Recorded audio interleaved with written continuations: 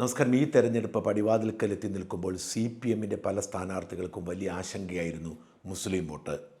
മുഖ്യമന്ത്രി പിണറായി വിജയനും അദ്ദേഹത്തിൻ്റെ ശിങ്കിടികളും വെള്ളാപ്പള്ളി നടേശനെ മുമ്പിൽ നിർത്തിക്കൊണ്ട് നടത്തുന്ന മുസ്ലിം വിരുദ്ധ ഇടപാടുകൾ കൃത്യമായ അജണ്ടയുടെ ഭാഗമാണെങ്കിലും മുസ്ലിം വോട്ടുകൾ സ്വാധീനമുള്ള മണ്ഡലങ്ങളിൽ അത് തിരിച്ചടിയാവുമെന്നും ഒരു വോട്ട് പോലും കിട്ടില്ലെന്നും CPM-കാരായ സ്ഥാനാർത്ഥികൾ തിരിച്ചറിയുകയും ആശങ്കപ്പെടുകയും ചെയ്തു. ഇത്തരമൊരു അഭിപ്രായം MV ഗോവിന്ദന് പോലും ഉണ്ടായിരുന്നു എന്നാണ് റിപ്പോർട്ട്.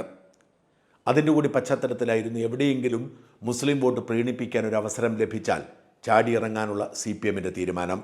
അങ്ങനെയാണ് കുംഭമേളയിലൂടെ വൈറലായ പെൺകുട്ടിയെ തട്ടിക്കൊണ്ട് ഒരു ചെറുപ്പക്കാരൻ ഫർമാൻ എന്നാണ് അദ്ദേഹത്തിൻ്റെ പേര് മധ്യപ്രദേശിൽ നിന്നും കേരളത്തിലെത്തിയപ്പോൾ CPM നേതാക്കൾ ആവേശത്തോടെ ചാടിയിറങ്ങിയത്.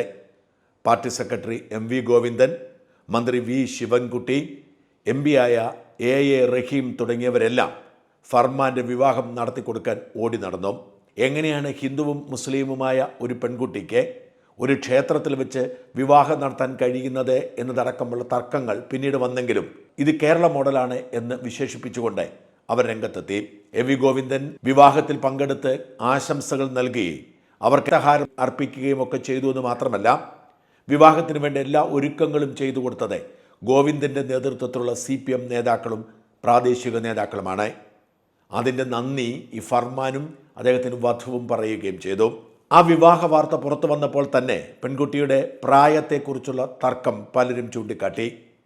ഈ പെൺകുട്ടി വൈറലായപ്പോൾ മാധ്യമങ്ങളിൽ വന്ന വാർത്തയനുസരിച്ച് പെൺകുട്ടിക്ക് 16 വയസ്സ് മാത്രമേ പ്രായമുള്ളൂ. അപ്പോൾ പിന്നെ എങ്ങനെയാണ് വിവാഹം കഴിക്കാൻ പറ്റുന്നത് എന്നതായിരുന്നു ചോദ്യം. പെൺകുട്ടിയുടെ മാതാപിതാക്കൾ തങ്ങളുടെ പ്രായപൂർത്തിയാവാത്ത മകളെ തട്ടിക്കൊണ്ടുപോയി എന്ന് മധ്യപ്രദേശ് പോലീസിൽ പരാതി കൊടുത്തു പോലീസ് കേസുമെടുത്തു.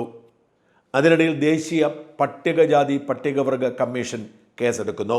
കേരള DGP-യോടും മധ്യപ്രദേശ് DGP-യോടും കേസിൻ്റെ വിശദാംശങ്ങൾ തരാൻ ആവശ്യപ്പെടുന്നു. അവർ കൊടുത്ത റിപ്പോർട്ടുകൾ പരിശോധിച്ച് പട്ടികജാതി കമ്മീഷൻ പറയുന്നു, ഇത് പ്രായപൂർത്തിയാവാത്ത വിവാഹമാണ്. 16 വയസ്സും 2 മാസമേ ആ പെൺകുട്ടിക്ക് ഇപ്പോൾ പ്രായമായിട്ടുള്ളൂ. ഇത് ഗൗരവമേറിയ കുറ്റകൃത്യമാണ്. പോക്സോ കേസ് മാത്രമല്ല, SC/ST അട്രോസിറ്റി ആക്റ്റും ആകർഷിക്കും. മാത്രമല്ല, വിവാഹത്തിന് വേണ്ടി വ്യാജരേഖകൾ ഉണ്ടാക്കിയിരുന്നു.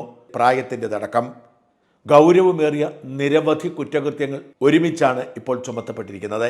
ഈ കുറ്റകൃത്യത്തിന് പിന്നിൽ ഒരു ഗൂഢാലോചനയുണ്ട് എന്ന് പട്ടികജാതി കമ്മീഷൻ കണ്ടെത്തുകയും നിയമ നടപടികൾ ആവശ്യപ്പെടുകയും ചെയ്തു. മധ്യപ്രദേശ് പോലീസ് അതുകൊണ്ട് തന്നെ പാർട്ടി സെക്രട്ടറി ഗോവിന്ദനെയും മന്ത്രി ശിവൻകുട്ടിയെയും MP റഹീമിനെയും ഒക്കെ പ്രതി ചേർത്ത് കേസെടുക്കാൻ നിർബന്ധിതരായി. ഇവരെ തേടി ഏതു നിമിഷവും മധ്യപ്രദേശ് പോലീസ് കേരളത്തിലെത്തിയേക്കും.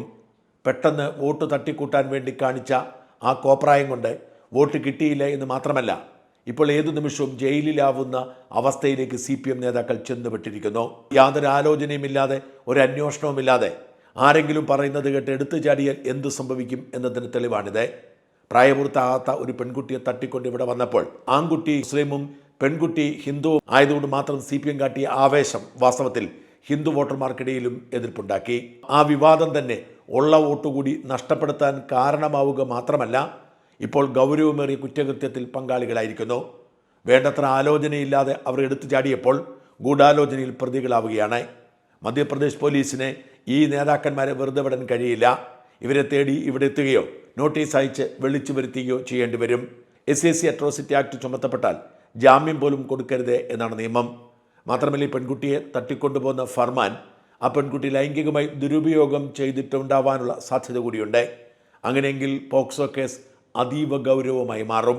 ഇതിലെല്ലാം CPM നേതാക്കൾ പ്രതികളാവും. CPM ഇതുപോലൊരു വള്ളിക്കെട്ടിൽ ഇതിനു മുമ്പ് ചെന്നുപെട്ടിട്ടുണ്ടോ എന്ന് പോലും സംശയമാണ്. സോഷ്യൽ മീഡിയയിലെ തിരയിളക്കം കണ്ട് ആവേശത്തോടുകൂടി എടുത്തു ചാടി CPM-നെ പണി പാലിൻ വെള്ളത്തിൽ കിട്ടിയിരിക്കുന്നു. കമൽജിത്ത് കമലാസനൻ ഇങ്ങനെ എഴുതുന്നു, ഇതിൽ ഗോവിന്ദൻ ടീച്ചറെ മിനിമം ബുദ്ധി എന്ന മാനദണ്ഡം ഉപയോഗിച്ച് ഒഴിവാക്കാം. എന്നാൽ ഗോവിന്ദന് ബുദ്ധി കുറവാണെന്ന് സമൂഹത്തിനെല്ലാം അറിയാം. അദ്ദേഹത്തിൻ്റെ പ്രസംഗങ്ങളും വാചകങ്ങളും ഒക്കെ കേൾക്കുമ്പോൾ ആളുകൾ ചിരിച്ച് മണ്ണ് കുപ്പുന്നത് കൊണ്ട് തന്നെ കാണാപ്പാടം പഠിച്ച മാർക്സിസം പറയാൻ അറിയൂ, അല്ലാതെ ബുദ്ധി വെച്ചൊന്നും ചെയ്യില്ല. ഇതിൽ ചാടിപ്പുറപ്പെട്ടതിൽ കുഴപ്പമൊന്നുമില്ല. ശിവൻകുട്ടി ലോ അക്കാദമിയിൽ പഠിച്ചിട്ടെങ്കിലും വക്കീലായിട്ടില്ല എന്നാണ് അറിവ്. അതുകൊണ്ട് നിയമബോധമില്ല എന്ന് പരിഗണന കൊടുക്കാം. ശിവൻകുട്ടിയാണ് രണ്ടാമത്തെ ആൾ. അദ്ദേഹം ലോ അക്കാദമിയിൽ പഠിച്ചതാണ്, പക്ഷെ വക്കീലായിട്ടില്ല. രാഷ്ട്രീയമായിരുന്നു മുഖ്യ തൊഴിൽ. അതുകൊണ്ട് തന്നെ കോടീശ്വരനാകാൻ കഴിഞ്ഞു. അതുകൊണ്ട് ശിവൻകുട്ടി ഒഴിവാക്കാം. അഡ്വക്കേറ്റ് AA റഹീമിനെങ്കിലും ഇക്കാര്യത്തിൽ ഒന്ന് അന്വേഷിക്കാമായിരുന്നു. സ്വർഗത്തിലെ കല്യാണത്തിന് പ്രായപരിധി കാണില്ല. പക്ഷെ ഭൂമിയിൽ പ്രത്യേകിച്ച് ഇന്ത്യയിൽ പ്രായപരിധി ഉണ്ടെന്നും പ്രായപൂർത്തിയാകാത്ത പെൺകുട്ടിയെ കെട്ടുന്നവർ മാത്രമല്ല കൂട്ടുനിൽക്കുന്നവരും കുറ്റവാളികളാകുമെന്ന് ബോധം റഹീമിനുണ്ടാകേണ്ടതായിരുന്നു. റഹീം അഭിഭാഷകനാണ്, റഹീം രാജ്യസഭ MP ആണ്, വലിയ പരിജ്ഞാനമുണ്ടെന്ന് അവകാശപ്പെടുന്ന ആളാണ്. റഹീം തിരിച്ചറിയേണ്ടതായിരുന്നു. മുസ്ലിം ചെറുക്കൻ, ഹിന്ദു പെണ്ണ്, അടുത്തു വരുന്ന തെരഞ്ഞെടുപ്പ് മുസ്ലിം വോട്ട്, വിവേകബുദ്ധി നഷ്ടപ്പെട്ടാൽ ഒരു സഖാവിന് അവൻ നിയമത്തിൻ്റെ അഗ്രഗണ്യനായാലും വേറൊന്നും വേണ്ടല്ലോ. ഇഗ്നോറാൻഡിയ ജൂറിസ് നോൺ എക്സിക്യൂസാറ്റ് അഥവാ നിയമത്തെക്കുറിച്ചുള്ള അറിവില്ലായ്മ ഒരു ഒഴിവ് കഴിവുകല്ല എന്നെന്തായാലും പറയാൻ കഴിയാത്തതുകൊണ്ട് can you make a bail എന്ന് മധ്യപ്രദേശിൽ കോടതിയോട് പറയാൻ കഴിയില്ല. ബാലവിവാഹം നടത്തിക്കൊടുത്തതിൽ സത്യത്തിൽ നാറിയത് CPM രാഷ്ട്രീയ പാർട്ടി മാത്രമല്ല, കേരള സർക്കാർ കൂടിയാണ്. BJP സർക്കാരാണ് മധ്യപ്രദേശിൽ എന്നത് മാത്രമാകും ഇപ്പോൾ CPM മുന്നിലുള്ള ഏക പ്രതീക്ഷ. അവസാനത്തെ ഒരു കുത്താണ് CJP എന്ന ആരോപണത്തെ അടിവരയിട്ടുകൊണ്ട് മധ്യപ്രദേശിൽ BJP സർക്കാരായതുകൊണ്ട് എല്ലാം ശരിയാക്കി തരും എന്ന പ്രതീക്ഷ മാത്രമായിരിക്കും CPM ബാക്കിയുള്ളത് എന്നാണ് പറഞ്ഞു വയ്ക്കുന്നത്. എന്തായാലും നാണക്കേടിൻ്റെയും വിവരക്കേടിൻ്റെയും ഉദാഹരണമായി മാറുകയാണ് ഇപ്പോൾ ഈ വൈറൽ സുന്ദരിയുടെ വിവാഹ വാർത്ത.